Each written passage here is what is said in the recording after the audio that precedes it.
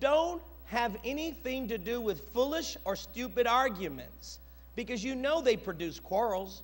And the Lord's servant must not quarrel. Instead, he must be kind to everyone, able to teach, not resentful. Those who oppose him, he must gently instruct in the hope that God would grant them repentance, leading them to the knowledge of the truth, and that they will come to their senses and escape from the what? From the trap of the devil, who has taken them captive to do his will. You know, the Greek word for trap is an interesting word. Out of all there were multiple words for trap that Paul could have used, but he chose the Greek word pagus. This is important because this word pagus comes from the last name of a legendary fighter in Greek history called Pagus. In fact, they even had a forum named after his honor. You find it in Acts chapter 17. It was called the Areopagus. And it was a place where people would come to argue about religion, argue about philosophy, argue about politics, argue about sports even. People would come, anybody, you know, that was the Areopagus. It was the place where people would fight and argue. That's the word Paul used here for trap. He said, I want you, Timothy, understand, there are going to be people who's going to oppose you. They're not going to like the things you're preaching. They're not always going to agree with how you spent the finances.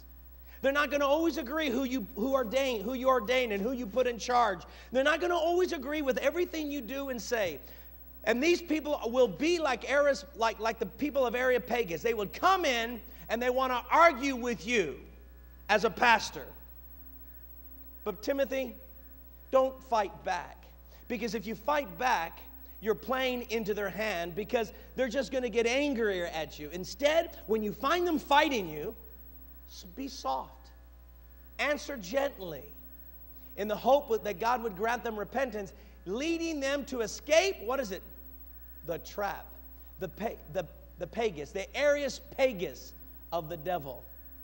See, Areopagus was a legendary Greek fighter.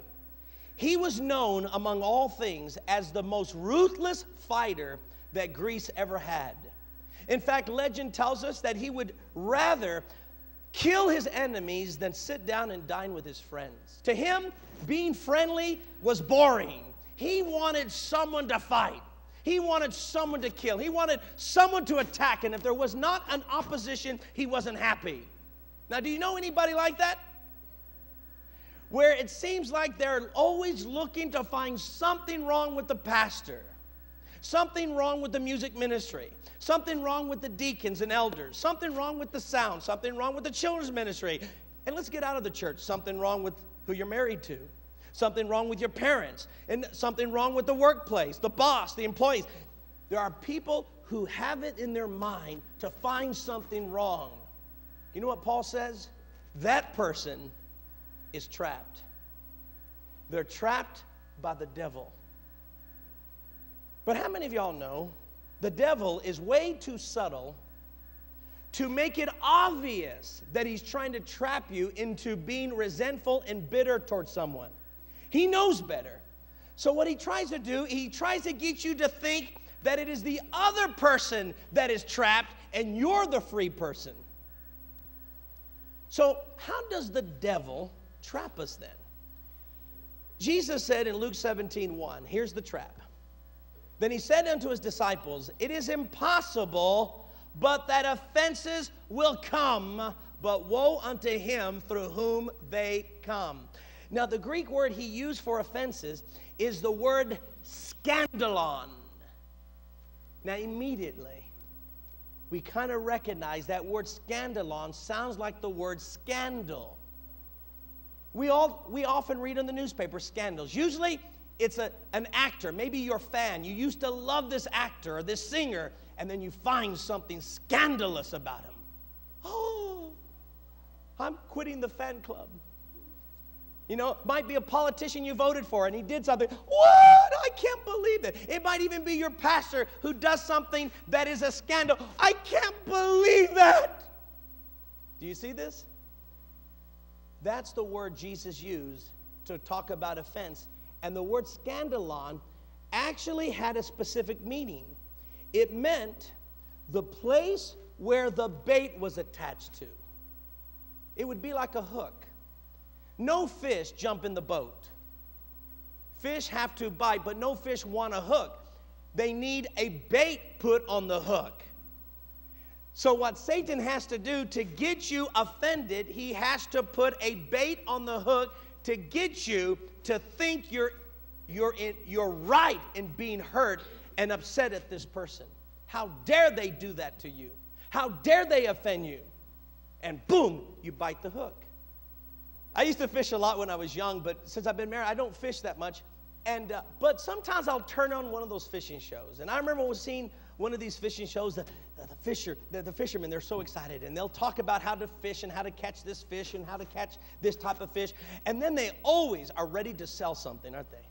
So then they'll say, now listen, if all you've been doing is catching small fish, and you want to catch a real big one, or you find that the fish are not biting, wait. And then they go to their tackle box, and they pull out their special lure. And they smile, look at this lure.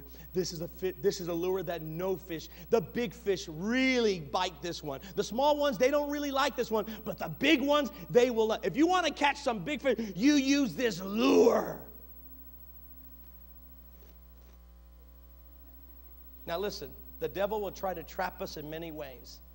He'll trap us with alcohol, perhaps drugs, perhaps sexual immorality, or greed. He can trap us in many different ways. But when, as a child of God, you learn to overcome those things, I'm not going to fall for drunkenness, and I'm not going to take that drugs, and I'm not going to fall for that sexual immorality. I'm not going to do that. I'm not going to offend my Lord. And after a while, you start to grow up and you become, watch this, a big fish. Then the devil looks and he doesn't give up on you and say, oh, I guess I just can't do anything. You know what the devil says? All right. They learn to overcome my test. But there is one lure. They cannot stop. And he reaches in and he pulls out the scandalon. One day I was watching a National Geographic special where they were showing how they catch African monkeys. And I was watching this special intently. And here's how the poachers did it. They would take a banana and they would put it in a little jar with a very small opening. The opening was big enough to put the banana and big enough for a monkey to get its hand in the jar. But the moment the monkey grabbed the banana, then his hand became too big to pull out the banana. And they would have this banana, have this jar, and they would glue it down. Make sure that the jar could not be taken away and the monkey couldn't run off with it. And then I remember seeing the first monkey. And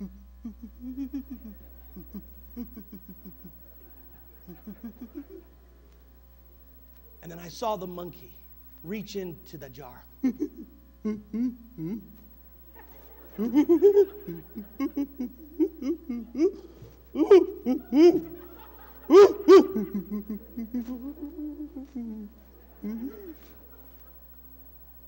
And right there, the poachers came out of the bushes. They didn't even run to the monkey. They just walked to the monkey. And you know that monkey sees the poachers. You know what that monkey refused to let go of the monkey.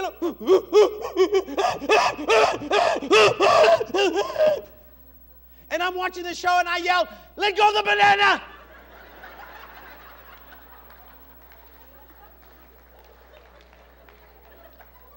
But the monkey didn't listen to me. He held on to the banana. And the poacher came up, grabbed the monkey, threw him into the cage, and let him have his banana. I hope you get the point of the story. The devil will put something enticing like a fence.